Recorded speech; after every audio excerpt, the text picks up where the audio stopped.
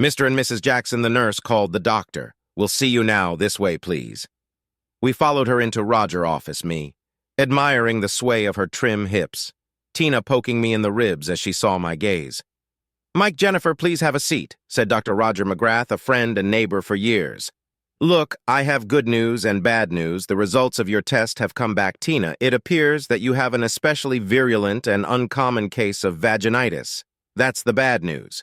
The good news is that it's certainly treatable, but in your case, treatment will take a few months.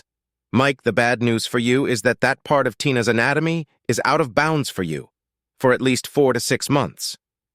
We both breathed a sigh of relief that it wasn't more serious than that. While I was a bit disappointed, I realized that my disappointment didn't go very deep. It's not as if we had a passionate sex life. In fact, it was very mundane and sporadic. I looked over at Tina and was a little surprised to see a small smile come to her lips, then vanish quickly. "FEW," I exclaimed. "Thank goodness that's all it is," Tina interrupted.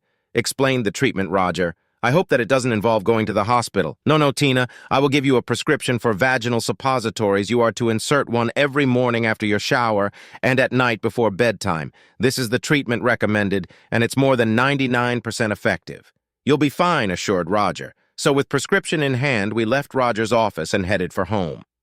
I asked Jen if she wanted me to fill the script for her, but she shook her head and told me that she would take care of it. We drove in comfortable silence, and I gave some thought to the fact that I wouldn't be having intercourse with Tina for almost half a year. It's funny, while I was a little upset, I found that I didn't have a deep sense of disappointment. I found myself a bit surprised that I was only a little upset.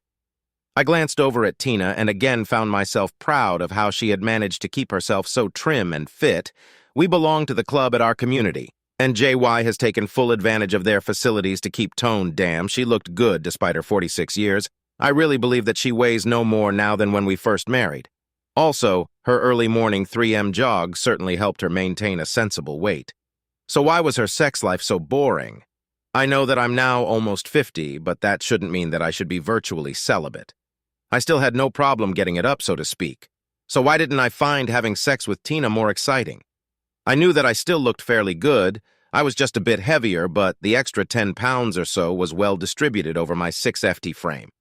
My dark hair was still full, although there were a few silver strands showing at my temples. I thought that made me look distinguished, damn, when we were first married, and even for years after we screwed like rabbits. Okay, by the time we entered our 40s, we did slow down a bit instead of 4 or 5 times a week. We were still being intimate at least a couple of times a week, but it wasn't only the frequency of sex. It was the quality we had been loving, and we showed it.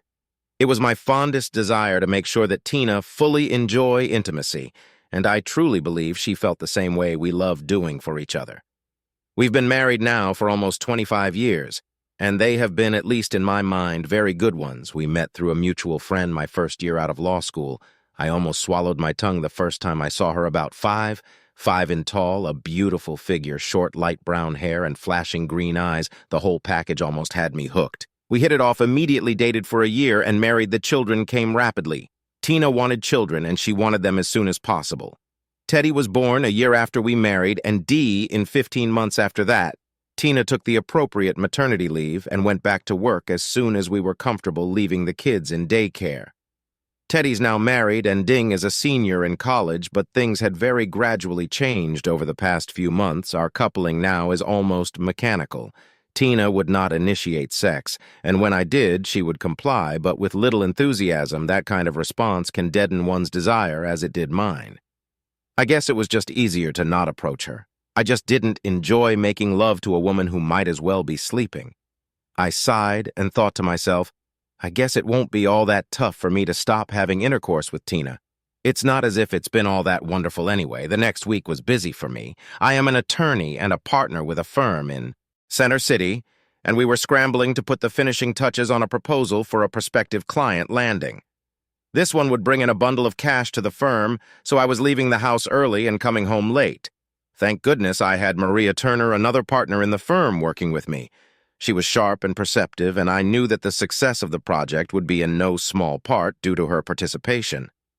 Tina understood. She had been through times like this before, and she understood how it worked. We would be frantic for a couple of weeks, and then things would settle down, and we could resume a normal life again. Tina was busy herself. She would leave for work not long after I did. She worked for the same medical supply company since graduating from college and was now a senior sales associate. Her income still amazed me. It ran well into six figures. You can guess that we lived very well. It was on a Saturday a couple of weeks later that I managed to get a splint in my finger while puttering in the garage, and I couldn't get the damn thing out. Tina wasn't home yet, so I went upstairs into her closet and looked for her sewing kit for a needle to pry the sliver out. I then discovered wedged behind a piece of luggage a shopping bag from Victoria's Secret. My curiosity got the better of me, and I took the bag out and looked inside. I removed the box and opened it. Wow, a gorgeous negligee, transparent and very short. A very brief pair of sheer thing panties accompanied it. Geez, I thought my sex life is going to be picking up. I'll not spoil Tina's surprise. So I carefully repacked everything and put it all back where I found it now. All I had to do is wait until Tina completed the treatments. When that was done with, we would celebrate in style, I hummed as I returned to the garage, totally forgetting about the splendor. A few weeks later, as we were sitting watching the late news one evening, I turned to her and asked, "Jen, when you're in the city tomorrow, could you stop and get some cheesecake from the classic bakery? I love that stuff. You see, Tina would drive into Manhattan every Friday to see a couple of her clients a few months ago. She had decided it would be easier to stay over and drive back Saturday morning. That was better than fighting the traffic." Friday evening, I was a little taken aback to see a flash of annoyance cross her face. "I'll try, Mike, but you know how busy I get when I'm in the city, so don't get your hopes up," she replied rather sharply.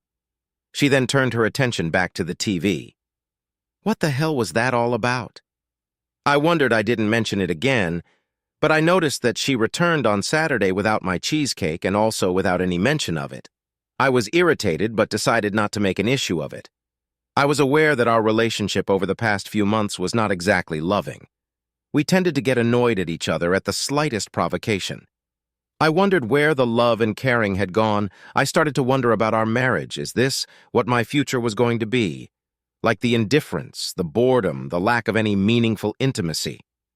And I don't mean only sexual. For the first time, I began to contemplate a future which looked rather bleak. It was in this frame of mind that I waited for an opportune time, a time when we both were relaxed and lounging by the pool one Sunday. "Tina, I really need to have a serious conversation with you," I began. Jen looked up at me with that same flash of annoyance. This time I just ignored it and bewed my way forward. "You have to realize that there's obviously something wrong with our marriage. We don't seem to care as much for each other as we want. We argue about silly things, much more than is good for this relationship. Instead of conversations, we walk around almost ignoring each other." I paused briefly and then asked, "Tina, are you having an affair? Do you still love me?" I saw her wince, and her eyes hardened. Briefly, she arose, came over to me and seated herself close to my side. "Oh, Mike, don't be silly. You know that I love you," she said softly, as she reached to caress my cheek. "And you're right, of course we are drifting apart. We have to remember why we're together. I have to remember. I'm sorry, Mike. I know that I have been difficult to live with lately. I don't know why that is, but things will be different now. I think I needed to hear how you felt." "Thanks, honey," she murmured as she'd been over to kiss me briefly. I felt reassured. I really did. I recognized that all marriages go through something like this, a time when spouses take each other for granted. Fortunately, we saw that, and we would take steps to overcome the So why was I uneasy, and why did Tina never meet my eyes as she professed her love for me? Things did change, and the next couple of months were dramatically better. Tina was much more solicitous, and took the time to do the small things that mean so much in a union. I was happy that I had had that conversation with her. In fact, the very next Saturday she brought home a cheesecake for me. I was tickled pink with her thoughtfulness, as well as the cheesecake. Then, almost imperceptibly, the kind and gentle Tina started to disappear again slowly. The indifferent and coolness returned. I have to emphasize there was never an overt act of cruelty. No anger, no acts of viciousness or spitefulness that would have required some passion that was the nub of the problem as I saw it. All of the passion had vanished from our marriage. I was at a loss. I really didn't know what to do. What further steps to take? I wasn't about to have the same conversation. I decided to just take a breath step back and try to find a reason for Tina's withdrawal.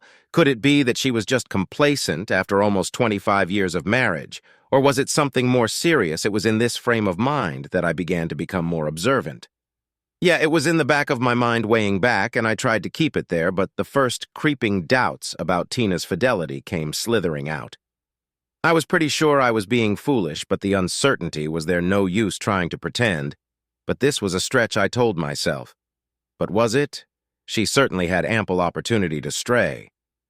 I shook my head, admitting that I may be becoming parent just to reassure myself. The following Friday, I again went into Tina's closet searching for that needle. It wasn't there, it was gone. I felt my heart rate go up, but I sat back and tried to calm down. I then went into her dresser and found her underwear drawer. I found it full of underwear. Amazing. I really started to feel foolish, almost like a character in a romance novel. The door key, unsuspecting husband. I then proceeded to her walk-in closet. I stood still for a moment, overwhelmed with the vast array of clothing. I then turned my eyes to a wall of shoes and boots, all neatly stacked on shelves in their boxes. On a sudden impulse, I pulled a boot box out from the bottom of a shelf. It was oversized, and she had half a dozen of them. I found the Eglo. There were no tags on it now, nor on the thong panties. They had company. There was a collection of sexy and provocative underwear there, and in 2 other boxes so many that she could have opened her own Fredericks of Hollywood there. 3 of the large boxes were filled with this stuff. I suddenly sat back and then tried to catch my breath. I was having a problem breathing, like all the air had been sucked off the planet. At the bottom of the last box, I had discovered a small circular container of pills. Small purple pills, a month's supply. I knew what they were. She had taken them before my vasectomy almost 10 years ago. Birth control pills, and a month's supply, none missing. Was this a stash for when she used up what she had hidden somewhere else? It looked like all of my questions were answered. All of my doubts confirmed. I finally had the answers I needed. My confusion resolved, so why was I feeling like I blinked away the tears that had started to fill my eyes? I fought back the nausea that threatened and took long, deep breaths. I quickly but neatly put everything back as I had found it, and walked out of the bedroom and down the stairs. I started for the bar, but stopped. I needed a clear head. I walked out onto the terrace, sat, and began to think I tried to steel myself. I tried to put my thoughts in order and come to some decisions concerning plans for the immediate future. I just couldn't think straight. I felt my insides churn. I felt myself sweating, flushing, and then turning cold, shivering. I felt inundated, overwhelmed with a sense of desolation and sorrow. It actually felt like my life had ended. Loved this woman with every fiber of my being, and she had deliberately and coldly betrayed that love. I started to feel another emotion. Anger. No, not anger, rage. I shook with I saw that I had clenched my fists, digging my nails into my palms, so I sat there for what seemed like hours, but was probably no more than 30 minutes or so, alternating between sorrow and rage. I thought about divorce and knew for certain that at least was going to happen. I'm not a divorce lawyer, but I knew that this state allowed fault and no-fault divorces. I also knew that adultery was good. Cause for a fault divorce, her rights to the distribution of our assets would be impacted negatively. I also realized that I really didn't give a ash. We both had money to spare. I didn't want to go through the hassle, but I did know that I needed hard evidence that I didn't as yet have. My brain had started to work again. I began making plans, tentative. But at least I had started to think. A thought stuck me, and I headed up the stairs again. I entered the bathroom and looked at Tina's stuff around her sink area. I didn't know what half of that crap was. I started to rummage carefully through the small bags and plastic boxes at the bottom of a large makeup bag. I found what I was looking for: a small circular container of the birth control pills. It appeared that she would take her daily pill while occupied in the bathroom. Clever, there were 5 pills left. It looked like she would soon be using her hidden stash. I didn't know if this was going to work, but it would be an interesting experiment. I quickly went to her closet and pulled out the appropriate box, reached in and extracted the full container of pills. I then rushed downstairs, emptied all of them into a glass dish and placed them in the microwave oven. I nuked the suckers for 60 seconds. I then took the pills out and examined them. I didn't see any change and breathed a sigh of relief. I carefully placed each pill back in the container and carefully put it back in the boot box. I had no idea if I had destroyed the effectiveness of the pills, but the next few weeks were going to be very interesting. I had another thought and ran up the stairs and got our remaining 5 pills and nuked them also. I had a stray idea. Perhaps I should apply for a research grant from Planned Parenthood. The weekend was uneventful since Tina was paying so little attention to me anyway. I was able to react normally. I stayed away from her as much as possible on Saturday and Sunday, and she took no notice of that. A pretty good indication of the state of the marriage it was, with a sense of relief, that I went into the office on Monday morning. I was sitting at my desk, just staring out of the window, when Maria walked in. "Okay, Mike, what the problem? I know you well enough to know when something's gnawing at you. Talk to me, pal." I looked at her fondly. What a terrific gal she's been with the firm for over 8 years now, and I thanked our lucky stars that we had the good sense to hire her now, due to her work ethic and intelligence. She had made partner, of course. I was the first to admit her good looks, and great body didn't hurt either. She was in her mid-40s and had divorced a short while before starting work here. I thought for a few moments, and wondered if I should confide in her. You see, over the past few years, Maria had become rather close to Tina. They had become very good friends. They even managed to get together every couple of weeks for lunch or shopping, despite, or maybe because of that, I went ahead. Maybe in this case, 2 heads would be better than one. Tin is having an affair, and I think that it's been going on for a while now. Maria's mouth had dropped open. She looked kind of funny sitting there like that. Her mouth snapped shut, and she then said, "Okay, Mike, why do you think that the lawyer in her had taken over? So I gave her everything that I had, how relationship had slowly gone downhill. My discoveries on Friday but not what I had done to the little purple pills. I don't know why I didn't tell her about that, but kept that a secret for the time being." Maria sat thoughtful for a while. "What are you going to do?" "Mike, I would urge you to give yourself some time before taking any drastic action. Get yourself together. This is still very fresh, so make sure that you act sensibly." Then, with a puzzled look in her eyes, she said, "Tell me again about her medical condition." Her phone went off, and she muttered, "Oh, my client is here. I have to go. But Mike, keep me informed. Let me help however I can. I'll stop by later. I want to ask you a question." I nodded and thanked her as she sped off. I knew what my next step was going to be, and I pulled the phone over and punched in a number. "Good morning, Graysons." A female voice answered. "Hi, Marge. It's Mike. Jackson is paying." "Oh, hi, Mr. Olson. I'll ring him for you," she replied. In a few seconds, Paul Grayson came on the line. "Hi, Mike. How are you / not wonderful, Paul. I need your services, and sooner rather than later. Can you come over now?" He heard the tension in my voice. "I'll see you in around 30 minutes. Mike, true to his word. Paul Grayson was sitting in a chair in my office as promised. I felt better just having him near. He was the head of a private investigation service that the office used quite frequently.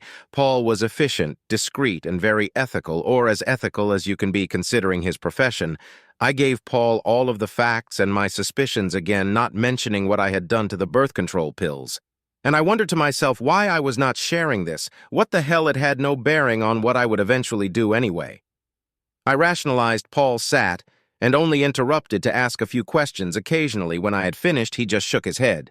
"Damn, Mike, I'm really sorry. I don't know what else to say, but that's neither here or there. I'm assuming that you want definitive evidence of any infidelity, right?" I just nodded, unable to speak. This was now heading into another phase, a rather sordid and unsavory phase. Based on what you've told me, the weekends from Saturday afternoon until Monday morning are not in question. Paul continued. "So we have to monitor your wife's activities from Monday until she leaves for New York on Friday morning. Let's see if there's anything out of the ordinary during those days. You realize, of course, that it's her time in New York, that we have to examine very carefully what tells she used." I gave him that information, and he seemed pleased. "Very good. Mike, I know the head of security there, and I'm sure that will be able to cover everything that happens during the time that she's there. I'll be getting back to you as soon as I have anything." He rose and turned to leave, then stopped and looked at me with sympathy in his gaze. "Look, Mike, just hang in. Don't do anything out of the ordinary. Can you do that?" I again nodded. He shook his head and walked out of my office. I sat there a little shaken. This thing was now taking on a life of its own. I had lost a bit of control, and I felt a bit lost. I tried to examine my feelings for Tina. I found that I loved her, but I also hated her. I hated what she was doing, and I hated her betrayal and her infidelity. I wondered if I would be able to forgive her screwing someone else, forgive her for betraying our marriage vows, forgive her for the humiliation I felt, forgive her for the lies and contempt she has shown for our marriage. I smiled bitterly. I would miss the cheesecake. The week was difficult at the office, and at home it seemed that I couldn't keep my mind on the things that needed my attention at work at home. It took everything I had to maintain a semblance of normality. Actually, it wasn't all that difficult as usual. Tina seemed preoccupied. I'm not sure she would have even noticed if I had a heart attack and died in bed. Paul called me in the office on Friday morning. "Mike, I have nothing for you." At the present, Tina's activities have been entirely normal. Nothing out of the ordinary. We're now going to concentrate on what she does in the city. I have spoken to my contact in the hotel and everything is covered. I'll get back to you Monday morning. I have your cell phone number, and I'll call you on Saturday with a preliminary report. Is that okay? He asked. I indicated that that would be fine. I dropped the phone on its base and swallowed. This was coming to a head now, and I was frightened of the future. I realized that I would have to make decisions. I had been putting it off. I realized that I would have to begin giving my future some thought, but first I wanted to hear from Paul. I was in the garage Saturday afternoon putting a garden spade away when my cell phone vibrated in my pocket. I looked out and saw Tina in the kitchen. I answered it. It was Paul. "Hi, Mike. It's not good news. Let me give you some information. You'll get a DVD and 2 copies, and our complete report plus 2 copies. Monday morning in your office, is that okay?" I muttered an assent and found my hand trembling a bit. He paused and continued. Tina checked into the hotel around 10 a.m. Friday morning, a bellman took her bag up to her suite. She visited 2 large medical practices and then had lunch around 12. After lunch, she visited a dental supply house where she spent about an hour and a half. She returned to the hotel around 3. Went up to her room undressed and showered. She did not dress. After her shower, she just threw on a lightweight robe. She called down for a bottle of wine, which was delivered about 20 minutes later in an ice bucket. A guy showed up around 4 and Paul cleared his throat. The guy's name is Roger McGrath Hunes, an MD, and lives not far from you. I assume you know him. Paul stated more than asked. Okay, Paul, make sure to send over to me everything you have on Monday. I'll take it from there. And Paul, thanks, I appreciate your help. I managed to get out. We said our goodbyes, and I clicked the phone off. I was not surprised. I had already figured out who she was involved with.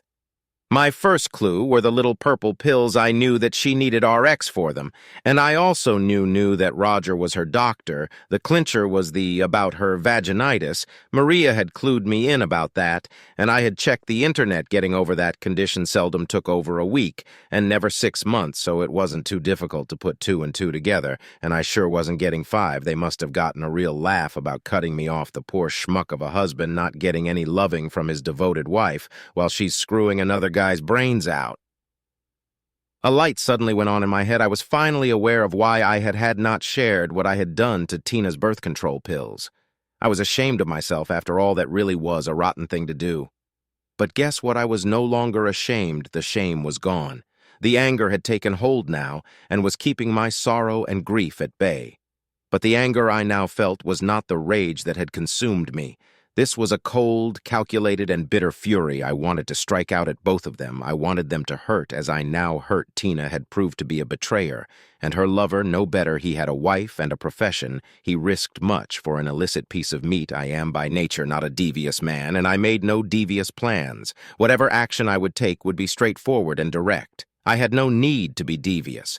My plan was simplicity itself, and would prove to be as devastating as the most nefarious plot. Now the trick was to act as if I suspected nothing. I just had to be my usual pleasant and unsuspecting fool of a husband. I think I may have gotten an Oscar for how I controlled myself during that weekend. I left the house early on Monday. I was gone before Tina was out of bed. I just couldn't bring myself to face her again. I got to the office early, make myself some coffee, and sat at my desk and waited.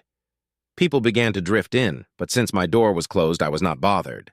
I notified my secretary, Pam, that I would not be accepting any calls except from Paul Grayson, and that I would be expecting a package which she should immediately bring in to me. When it arrived, 10 minutes later, my office door opened and Maria walked in and plopped herself in a chair. Pam knew better than to even try to intercept her. "Mike, You know that Tina and I have become close friends. I fear for your future together. Talk to me. Mike, tell me what's going on. Please, she pleaded, Maria, for your own sake. I'm not going to tell you anything. Things will be coming to a head very soon. You'll then know the whole story. Until then, I have to ask that you not get involved in this mess for your own good as well as for mine. Do you understand what I'm telling you, I said, as I looked directly at her? Maria nodded, and I noticed the tears in her eyes. She rose and turned to me. I'll know that I'll do whatever I can for both of you, but also know that I won. Abandon Tina, you're a good friend, Maria. I know that you'll do whatever you think is best, I replied quietly. A few minutes after Maria had gone, Pam entered my office with a package. I told her that I wanted interruptions for the next couple of hours. No calls and no visitors. I have to admit that I had a lump in my throat as I unwrapped the package. Inside the plain round box were the 3 reports from Paul as well as the 3 DVDs. I opened my laptop and inserted the disc. It opened with a view of a typical hotel room with a king-sized bed in the middle of it. I could see a portion of the bathroom and noticed the large mirror over the dresser. I then saw a bellman enter the room carrying a piece of luggage that I recognized as my wife's. He placed it on the floor, and I then saw his back as he turned to leave. There was no view of the door or arch into the room. The timestamp told me that it was 10:20 a.m. The screen flickered, and I saw Tina enter the room. The time read 3:03 p.m. I watched as she shook her jacket from her shoulders and draped it across a chair. She looked at herself in the mirror and smoothed an eyebrow. She proceeded to unbutton her blouse, which is through in the direction of the chair. My eyes narrowed as I saw the BR she had on. No wonder she had worn a business suit with a jacket. I wondered why she hadn't waited for her lover to arrive to disrobe her. She moved into the bathroom, and there was the sound of her tinkling, and then she wiped herself briefly, rose, and moved out of sight. I then heard the shower turn on. It wasn't long before I saw Tina return to the bedroom, drying herself with a large bath towel. I had to admit that even after all the years she had kept her body firm and fit, I suddenly realized that for the first time since I bedded this woman, her nakedness did not arouse me. I didn't have a hard-on. All I felt was bitterness and anger. She threw a lightweight short robe on and poured herself a glass of wine and turned on the TV. I fast-forwarded the disc until I saw a male enter the bedroom with a small overnight case in his hand. The timestamp read 4:04 p.m. I saw Roger approach Tina, who was sprawled upon a chaise. They had yet to say a word. He stood by her as she smiled up at him. They started to have sex. It was almost clinical, as if I were watching a bad movie. No. Not even that. It was as if I were watching 2 animals rut. I saw them both rise and move to the bed, where they snuggled for a bit. I was suddenly aware that there was almost no conversation between the two, almost as if this was such a common occurrence for them that words were not necessary. The camera must have been planted so as to give a view from the foot of the bed. It was difficult to watch. I tore my eyes away from the screen. I couldn't watch, and my vision was blurred by my sudden tears. I felt myself hyperventilating, and I struggled to calm my breathing. It was a few moments before I could bring myself to watch the activities in that room again. I could see that they did not use any contraceptives. I shut down the DVD, removed it from the laptop, and placed it back in its sleeve. I took the reports and the DVDs and locked them in my office safe. I had absolutely no desire to see anymore, and I really had no interest in reading the detailed report that Paul had sent to me. I just sat and gazed out of the window. I felt totally numb, almost like I was out of body. I recognized that I was in shock, and I struggled to regain my mental equilibrium. I took a deep breath, and I knew what I had to do. The tasks I had set out for myself that day, and the days after, seemed to calm me. I kept busy with my plans and with the day-to-day activities that were work-rated. I was now grateful for Tina's continued indifference and withdrawal. It made it easier for me to act the unsuspecting husband. Thank goodness I wouldn't have to keep up the act for too much longer. On Wednesday, I called Paul Grayson. Paul, can you get me a key card for that room in New York? He knew exactly what room I was talking about. Wah, Mike, calm down. I don't like what I'm hearing. You're smart enough to recognize the foolishness of doing anything violent. Paul, I assure you that I have absolutely no intention of becoming violent. I just think that it would be most appropriate if I showed up there and had a little conversation with my wife and her lover. I absolutely promise that there will be no violence. Trust me." Paul, there was a pause on the line, and I heard the hesitation in his voice. "Okay, Mike, I'm trusting you on this. Please don't disappoint me. I'll get the key card over to you by Friday morning. Thanks, Paul. I owe you big time," I said before I replaced the phone on its base. True to his word, a messenger delivered a sealed envelope early on Friday. I kept busy that morning with mundane tasks, then told Pam that I would be out for the rest of the day. She had my cell phone number and would contact me if absolutely necessary. I slipped behind the wheel of my car and headed out to the interstate I had Ed to drive so that I would arrive at the hotel about 4:30 p.m. The valet took my car, and I looked around as I entered the lobby. Quite nice. No shabby, cheap digs for the lovers. The elevator took me to the appropriate floor, and I quickly made my way to their room. I put my ear to the door but heard nothing. I quietly unlocked the door and peered in. The door opened to a short hallway with a closet on the right. Beyond that was what appeared to be a small living room. This was obviously a suite, and I heard them from the doorway leading to the bedroom. I moved silently to the partly opened door, opened it further, and looked in. They didn't notice me. I doubt if they would have noticed if Peter Pan and his lost boys had entered the room. They were in the midst of their labor. Damn, could I have timed this any better? Bravo, bravo. What a performance. Is an encore possible? I spoke up loudly while applauding. It was as if a bomb had gone off in the room. Roger jumped away from Tina and was standing by the bed, clutching a portion of the sheet with which he covered herself. Tina had grabbed the remaining portion of the sheet to her. Her eyes were wide with fright, and she had turned an interesting shade of gray as she recognized who was standing in the doorway. McGrath just stood there, mouth open. Tina had lowered her eyes. I casually moved into the room and took a seat on the chair. "Okay, Mr. McGrath, I won't use the term doctor because it remains to be seen how long you'll be able to retain the title. You have two options, which I will explain in detail. Option 1, you will close your practice and move out of the area out of state. Also includes Pennsylvania. That's too close. May I suggest New York? That way you still be able to meet my soon-to-be ex-wife and resume your weekend activities. I'm sure that she would be terribly disappointed if you did not continue doing her every Friday and Saturday. You will have 30 days to get out. Option 2. If you refuse Option 1, I'll bring immediate suit against you. I will also petition the licensing board to revoke your license to practice medicine in this state, which I predict would certainly limit gaining access to your profession elsewhere in the country. I don't think that they condone a physician screwing his married patients. I will also provide your wife with ample evidence in any divorce action she takes. You have 60 seconds to make a decision, or I will decide what action to take." I raised my wrist and looked at my watch. After a few seconds, I heard him, "Great, you son of a witch."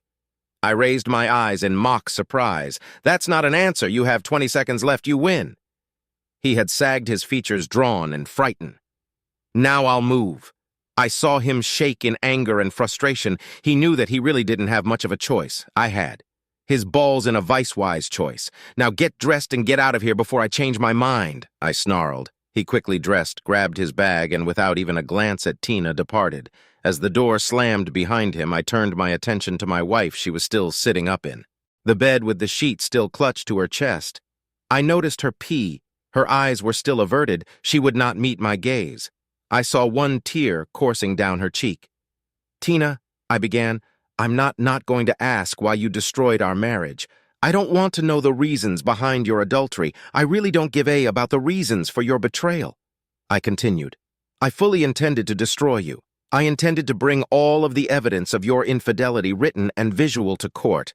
Our children would have been horrified and your reputation irrevocably shredded, which would have effectively ruined your career with your firm. But I'm not going down that road.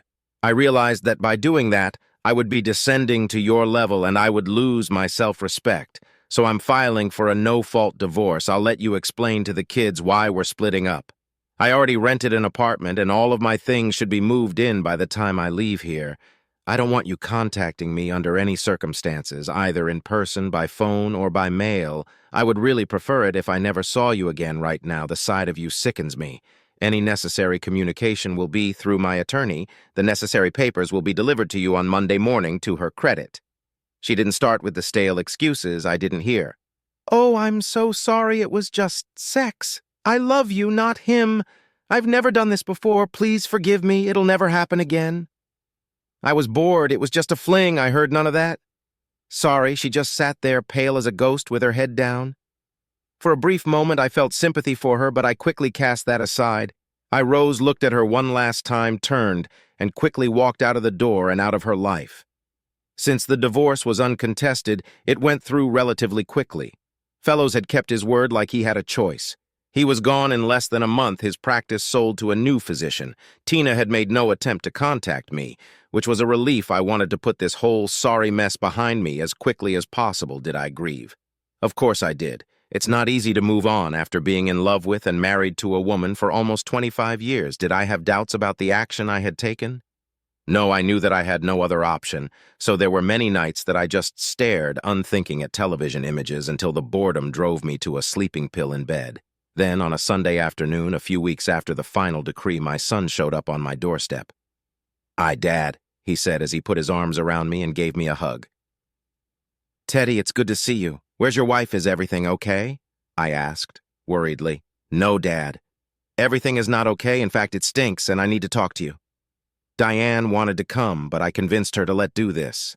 I didn't want you to think that we were ganging up on you." Oh, I thought, here it comes. I led my son into the living room and asked if he wanted something to drink. He shook his head and took a breath. "Dad, Mom is a mess. We're really afraid for her health. She has lost too much weight, and she has become a virtual hermit in the house. She told us all about her affair and has accepted the fact that the divorce is totally her fault. But you've got to do something. She's killing herself." This is not the first time I had heard of Tina's deterioration. Maria had forced me to listen to her a couple of weeks earlier. I pulled my chair closer to Ted and tried to explain my predicament. "Teddy," I began, "I could go and see your mother, but it would be futile. She would be able to tell in a second the reason why I had come. She would see that I was there. Not because I wanted a reconciliation, but because of the pressure exerted upon me. I could actually make the situation worse, but why is that impossible? Why can't a reconciliation take place?" Teddy interrupted. "Dad, Mom is truly sorry. She is ashamed of what she has done. Why can't you at least try to get over this? Why can't you even accept counseling? Why are you being so intransigent, son?" I began. "I'll try to explain, but please just listen. And try to understand I have given that subject a lot of thought, and I'll attempt to explain to you why I feel as I do. First of all, your mother's infidelity was not a one-time event, a temporary loss of judgment. A tipsy, unfortunate mistake that she hadn't planned or anticipated. Her affair was a cold, calculated affair that had been going on for months. She knew what she was doing and the possible consequences. She also knew what the discovery of her adultery would do to me, her loving husband, how it would totally devastate me. Also, it isn't just the adultery, the infidelity that is difficult to overcome. It's also the lying, the cheating, the betrayal, the humiliation that is heaped upon the unsuspecting partner, the total lack of respect shown for the suspecting spouse. I know that many may view my stubbornness as bull-headed and intolerant, the bitterness of a fool who refuses to give his wife an opportunity to prove her love and loyalty. They may be right. But I can't help how I feel. I deeply feel the betrayal, the humiliation, the lessening of a sense of myself as a man and a husband. I just can't get over that. Ted, I just can't. God, Dad, don't you love Mom anymore? He asked tearfully. I couldn't help it. Tears started streaming down my face. I still love your mother, Teddy, but it's not worth living with a cheater. I choked out. Maria made attempts to speak with me about my divorce. She had remained close to Tina and was giving her whatever support she could. I quite calmly but emphatically told her that it was a topic that I didn't want to talk about. She got the message and dropped her attempts to get me to open up until one day in my office, Mike, please don't say one word. There's something that you should know, and I don't want you to interrupt me. Maria then took a deep breath. Mike, Tina is pregnant. I sat there with my mouth open, totally shocked. Then it hit me. I had completely forgotten about how I screwed around with her birth control pills. I hadn't really thought that what I did would prove so effective. Conflicting feelings zipped through my head. The first was regret. I really didn't want to wish this on Tina. This news only made our separation even more inevitable. I just shook my head and sat back in my chair. Maria had kept her eyes on me as I reacted to her news. She saw the shock and surprise, Mike. You know, Tina, she absolutely refuses to even consider an abortion. She has decided to have the child and then give it up for adoption. Well, Maria, perhaps she should contact Roger McGrath and inform him that he's going to be a father again, I replied bitterly. I was immediately sorry for that remark and told Maria that in any event, Maria, there's nothing that I can do. As you know, money is not a problem. Tina has plenty and is perfectly able to take the time off to have the baby. I wish her well. Damn, Mike, you have really turned into one cold, artless human. She snapped at me and turned and walked out of my office. I sat there stunned. I'm the cold, heartless man. I'm the one who screwed around for months behind my wife's back. I'm the one that cut out all sex because of a made-up disease. I realized then that I'll never understand women when push comes to shove, they band together. Well, that's good in a way. Tina has someone upon which to lean. Good for them both. They deserve each other. Well, over the next few months, Maria and I managed to regain at least a semblance of a working relationship, and eventually we regained our friendship. She began to understand how dramatically Tina's unfaithfulness affected me. How devastated I was. She had been so wrapped up in trying to get Tina out of her depression that she had lost sight of her part in our breakup. It was one day in my office that Maria told me that she finally saw my point of view. I'm truly sorry, Mike. I had been so concerned about Tina and what was happening to her that I completely minimized how you must have felt and her feeling. There's no question that you have been treated badly. Tina finally got through to me how horribly she had acted. Please forgive me. Of course, Maria. I'm just happy that Tina has such a good friend in you. I'm sure that you're a tremendous help to her. I hope that she is coping better.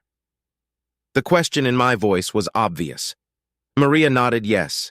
It seems that her pregnancy woke her up and made her realize that there was a life to lead. She is far from happy. But she's coping. I think that she'll be okay. She's considering 2 couples as possible, potential parents for the baby she's trying to keep busy. I smiled a bit, relieved to hear that my ex-wife was managing, but I really didn't want to hear any more news from that direction, despite my feeble protest and hat direction. Maria managed now and then here and there to let me know what was happening with Tina she was managing, but was dreadfully unhappy. She was getting through one day at a time. She was doing okay because of the baby. She wanted to be healthy, so as not to harm the baby, etc., etc., and etc. I was doing the same, getting through life one day at a time. What no one knew, what that I was terribly unhappy. Also, I missed Tina, missed her with every fiber of my being. I actually a time or two thought about trying to reconcile, but I knew deep down that that wouldn't work. I just couldn't forget the cheating, the adultery. I knew that I wouldn't be able to get over that. That probably says more about me as a person than Tina was. I really a cold and heartless. Doesn't everyone deserve another chance? Questions like these buffeted me, drove me nuts. Yet when the day was done, I knew that I wouldn't be able to forget or forgive. Maybe I was a bad person after all, or just a weak one. Every day ended the same. I would leave work and rush home to my apartment. I would have a sandwich or something else that was moldering in the fridge. Then I would sit down with my first scotch of the day. I would watch the news on the TV and nurse that scotch when the glass was empty. I would refill it with fresh ice cubes and nurse the second scotch. Many times there was a third, and occasionally a fourth. I knew that this was not a good thing. Was I turning into an alcoholic? I didn't think so, but really didn't care all that much. It wasn't affecting my work, so hell with it. It made me feel better. I was now 50 years old, and my future looked bleak. I know I have a profession. I make a lot of money. I can buy almost anything within reason I want. So I lost my wife. So what it happens every day to someone somewhere, I knew I had better stop feeling sorry for myself and make some decisions. One thing I did know, I was bored, really bored with corporate law. I went into work with my ash dragging and left the same way I thought about shifting into criminal law. I knew that I would need some retraining. I started to really think about it. I also started to think about chucking it all and retiring. Maybe I'd take a cruise around the world. I didn't know what I wanted to do, Cherry, and I continued our friendship. No, there was nothing romantic. She was just a very dear friend to both Tina and myself. She also remained a link between the two of us, a link I wasn't sure that I wanted but was now reluctant to break. Maria continued seeing Tina regularly for lunch, some shopping, etc., whatever women do. One early afternoon, I was walking past a small Erie near my office when I decided to stop in and get a cappuccino to go. As I waited at the counter, I glanced into the dining room, and there sat Maria and a very pregnant Tina. They didn't see me, but this was the first sight I had of my ex-wife since the confrontation in the hotel room. I suddenly couldn't breathe. It was as if a giant iron fist had grabbed hold of my chest. I stumbled out of the door, and as quickly as I could made my way back to my office. I sat behind my desk and tried to regain control of my breathing. God damn it, it wasn't fair. Why should I have to suffer like this? Tina's betrayal should have extinguished any love I had for her. Why did the very sight of her cause me such pain? I was a complete mess. Was this the way my life was going to go for the first time since my breakup? I thought about seeing a shrink. Everyone had recommended that I do so, but I had ignored any such suggestion. I didn't think I had a problem now. I wasn't so sure was it actually possible that I could forget and forgive. I really didn't think so, but I also knew that I was miserable. I had to do something. I don't know how long I sat there ruminating. It could have been 10 minutes or 2 hours. I looked up and saw Maria standing in the doorway, leaning against the jamb. I saw you, she said quietly. I saw how you staggered out of the place. No, I didn't say anything to Tina.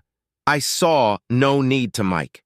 You've got to do something. You're going to drive yourself crazy. I knew that she was right. I had to do something, but I wasn't yet sure what to do. I looked up at Maria, and she could see that I wasn't a happy camper. Maria, do me a really big favor and just let me be for a while. I know that I have to make some decisions, and I will, but right now I need to be alone, okay? Maria nodded and left, shutting the door behind her. I just sat and stared at the closed door. Then it came to me. I suddenly knew what I wanted to do. I wanted to get the hell away from Tina, away from Maria, away from the office. I needed a goddamn vacation. I know, not a huge epiphany, but real. Just the same. I called the senior partner and told him that I was taking some time off. I had nothing pressing anyway, and then he asked when I would be back. I told him I had no idea. He chuckled and told me to have a good time.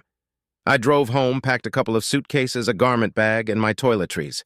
I was on the road by 5 p.m., headed south.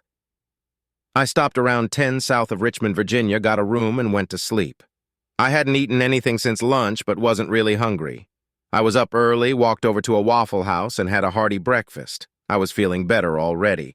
The Florida state line sometime that night. I really didn't feel much driving fatigue, so I continued south and got a room off the interstate around St. Augustine.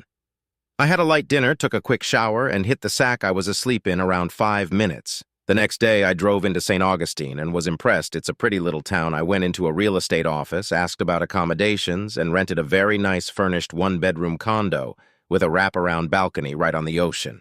I paid for 2 weeks up front and was moved in by the afternoon. I went out and bought some basic groceries. I thought about getting a couple of bottles of good scotch, but decided against it. I wanted my head to be clear. I enjoyed myself. I really did. I went out to dinner every night and had breakfast and lunch on the balcony of the condo. I started jogging on the beach during the early morning, and then swam in the ocean, and I thought and fought with myself.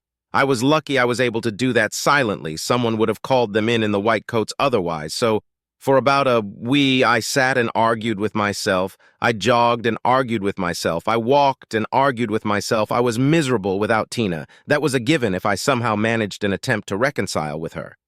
I strongly suspected I would still be miserable.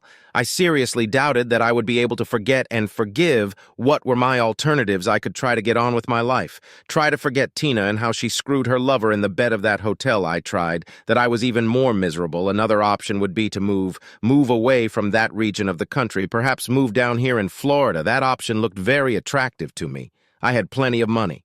Perhaps I would even get a license to practice here and open a small office. It would be easier to move on and forget.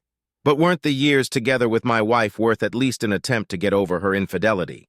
I knew that I loved her, so why not at least give in and seek counseling? Perhaps even see a shrink. Could I do that? Was it possible that I could get over her adultery? Or perhaps the easiest answer would be to just chuck it all and move. I cursed. I swore I sweat. I was on the horns of a dilemma, and I was tired of riding that bull. It took almost a week before I calmed down and become rational, and that was when I came to a tentative conclusion about what I should do. It was in the early afternoon when I picked up my cell phone and turned it on. It had been off since I left the office for my vacation. I called Maria at the office. "Hi, sweetie, it's me, Mike." I tried to keep it light and sweet. There was dead silence for a couple of seconds. Then she erupted. "You rotten son of a witch!" She screamed. "How dare you scare the out of me that way? How dare you disappear without a word to anyone?" I tried to tell her that I'd cleared my absence, but she just kept yelling at me. I waited until she finally ran out of breath and interrupted. "Shut the hell up, Maria. I had to get away. Don't you understand that you yourself told me I was going nuts? I just wanted to get away to think, to try to come to some conclusions. I needed to get away," I said plaintively. Maria was quiet, then she answered softly. "Okay, Mike. I guess I understand we can't talk now. I have someone waiting to see me." I quickly told her that I would call her that evening. She interrupted and said, "I'm going out for dinner with Tina tonight." "Mike, how about I give you a call after I get home and keep your cell phone on?" I received a call from Maria at exactly 7:16 p.m. that evening. Mike Maria was breathless. Tina hemorrhaged at the restaurant. God, there was blood everywhere. The paramedics just put her in the ambulance I'm following to the hospital. "I'll call you as soon as I know anything. Keep your phone near you, Maria. What hospital? What did the medics say?" But I received no answer. Maria was already gone. I paced. I went out on the balcony at exactly 8:36 p.m. My cell phone rang. It was Maria, and she was sobbing Mike. There were complications. She managed to get out. The last words I heard before dropping the phone was Maria wailing, "Mike, she's dead. Tina is." Dear listeners, help us reach 1,000 subscribers on YouTube. Something super special awaits once we hit that milestone. Subscribe now and join the fun.